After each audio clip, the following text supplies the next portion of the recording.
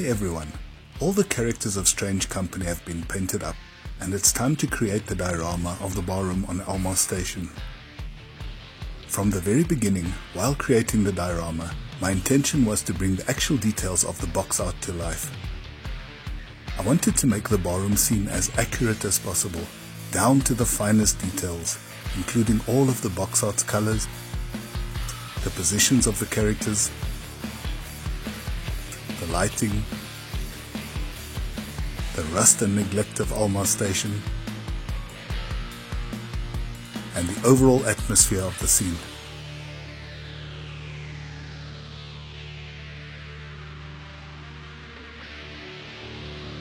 I used some glue stuff to create the molds from the two bar stools which were included in the various master box sets.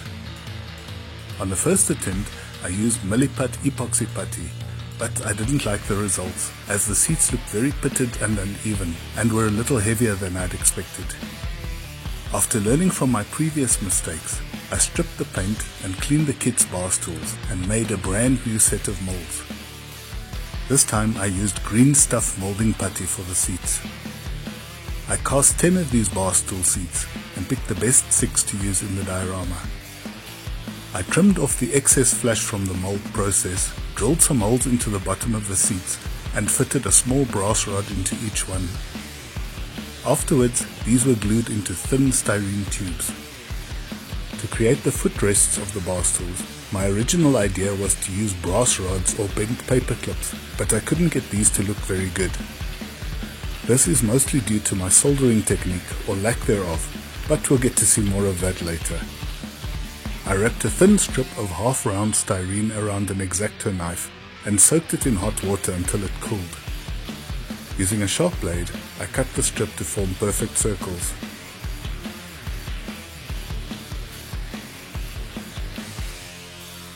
This was followed by the tedious process of gluing small styrene rods to the inside of the circles and following up with a small section of hollow styrene tube in the middle.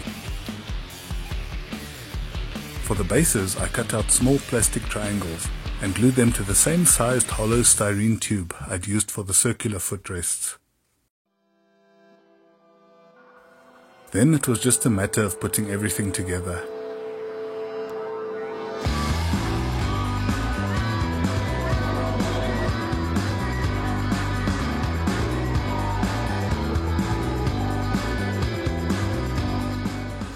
After adding a primer coat to these bar stools, I needed to be sure that it looked more or less natural when Jacqueline sat on one of these chairs.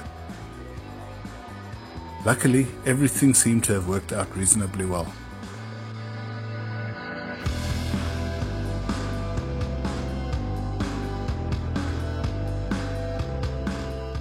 When it came to the bar counter, the biggest issue was drilling out those large circular features in the front part of the counter.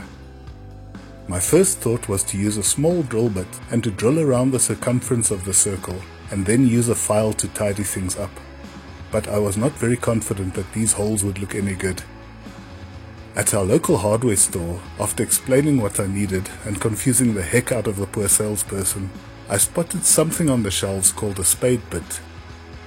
It was way too big to fit in a regular drill, so I guess it's normally used in a drill press or something.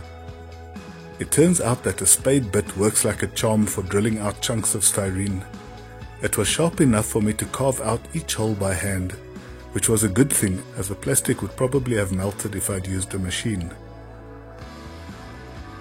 To recreate the reddish details behind those circles, I used a second strip of styrene. I cut out a section from a plastic Zimmerer sheet, the kind you would use to add detail to a model of a World War II German tank. This was glued to the center of the second styrene strip. I glued 2 half-round styrene tubes on either side and finished it off with some more Zimmerer detail. The whole strip was coated with Tamiya XF7 flat red and given a dark wash to bring out the details. The counter received a coat of primer, after which it was painted dark grey.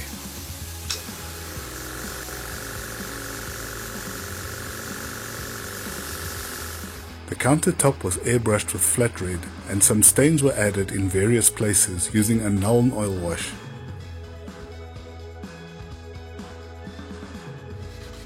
as a final step, I sanded off the excess paint and glued the detail strip to the back part of the counter.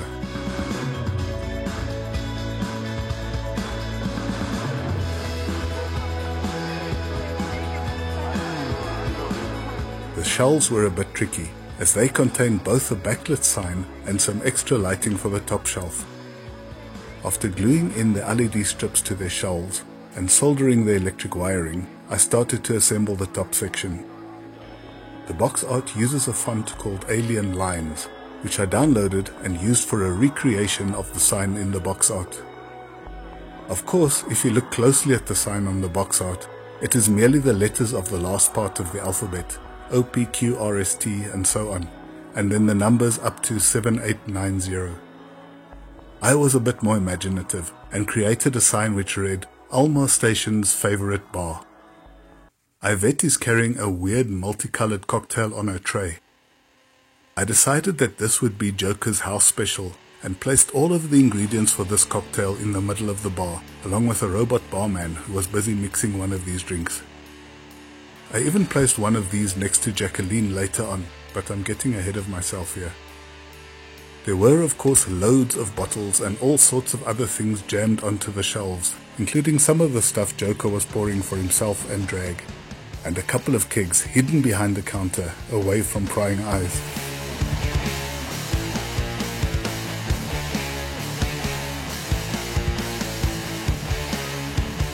Of course, we have to mention the electronics, as we do love our electronics on this channel.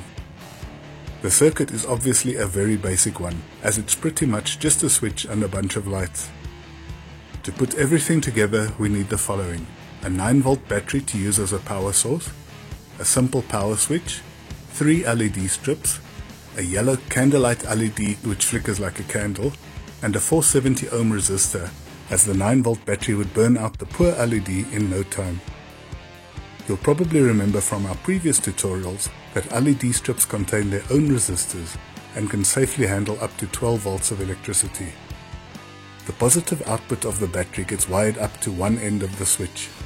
The other end of the switch gets connected up to the positive sides of the LED strips and to the positive leg of the yellow LED. By wiring up the circuit in this way, each component is connected parallel to the power source and not in series, and individual components will not be influenced by the resistance of other parts of the circuit. However, because we're using a battery instead of an external power adapter, our overall current is fairly low, so the flickering LED actually causes small fluctuations in the circuit. I thought this would be a fun effect for the diorama and make the barroom look a bit more seedy with its unstable flickering lights, similar to those seen during a brownout. It did look kind of cool at first, but I must admit it got very old very quickly, and after a couple of minutes I wasn't a big fan of the effect anymore. So how do we fix this? One option would be to create a separate circuit for the flickering LED, but this would mean an extra battery, more wiring, and more stuff that could go wrong, and not to mention it was also a bit lazy. Another way of fixing this would be to isolate the LED within the circuit by adding a capacitor to smooth out the current flow between the yellow LED and the rest of the circuit. We wire up the small leg of the capacitor to the positive power source and the large leg of the capacitor to the positive side of the LED. And that's all there is to it.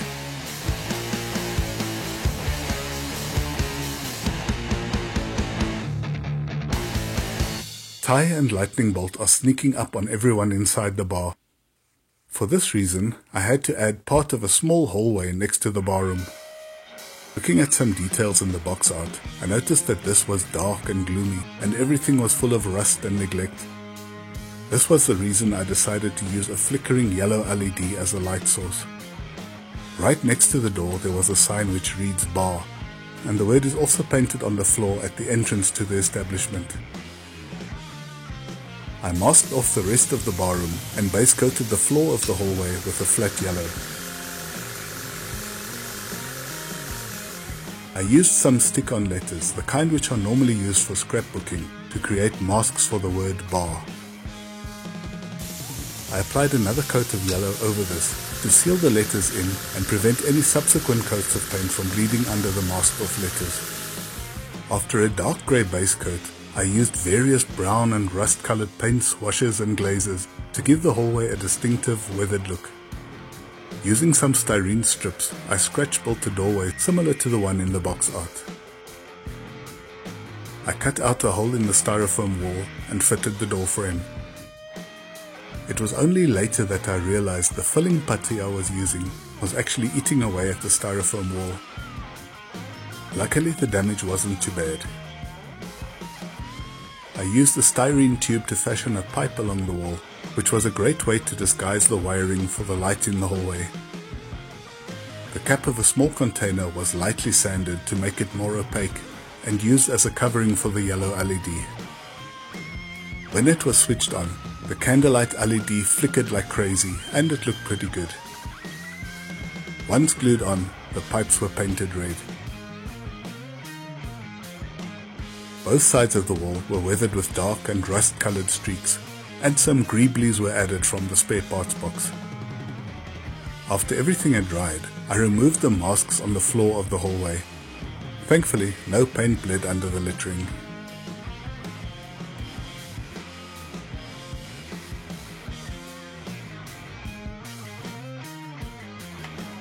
I masked off the hallway and used some grey pastels to shade off a few select areas of the barroom floor.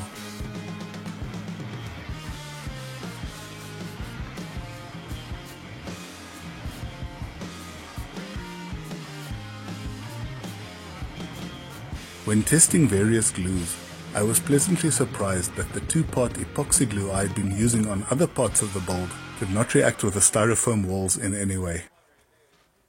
I used this as my main adhesive in order to glue the shelves and walls together and finally to attach everything to the base. The bar counter was fitted and glued in place, followed by the 6 bar stools. All of the members of Strange Company were carefully placed into their predetermined positions. As you can see, I tried to place them in the same order as suggested on the back of their original packaging.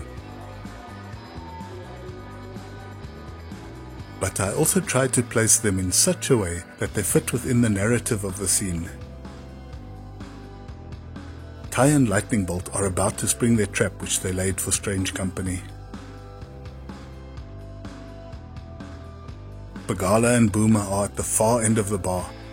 They react instinctively and open fire as soon as the GU security forces launch their attack. Jacqueline is sitting in a corner, hiding in the shadows, pretending to be there for a casual drink, carefully watching the doorway. She is waiting to meet up with Bagala in order to sell the secret formula which was stolen from a government official a few days ago. Joker had informed Drag about the meeting between Jacqueline and Bagala. Between the two of them, they are keeping a watchful eye on the two ladies. Anton, the mercenary, is always vigilant and prepared to face any sudden danger. However, at the moment he's more amused by the antics of his robot, Roby, who's terrorizing poor Yvette. Irene Leroy is strutting around at the back of the bar, trying to draw attention to herself. When the GU forces attack, she manages to fire off a few shots from her umbrella gun. During the few seconds that Ty and Lightning Bolt are overpowered, she ushers everyone out of the bar where they make their escape. Will they make it safely to Steam Planet? Will Michael Leroy help them? And what exactly is so important about that chemical formula which Jacqueline stole? Hopefully, we'll get to find out in Chapter 2 at the edge of the universe in the continuing adventures of Strange Company. So long, and thanks for watching.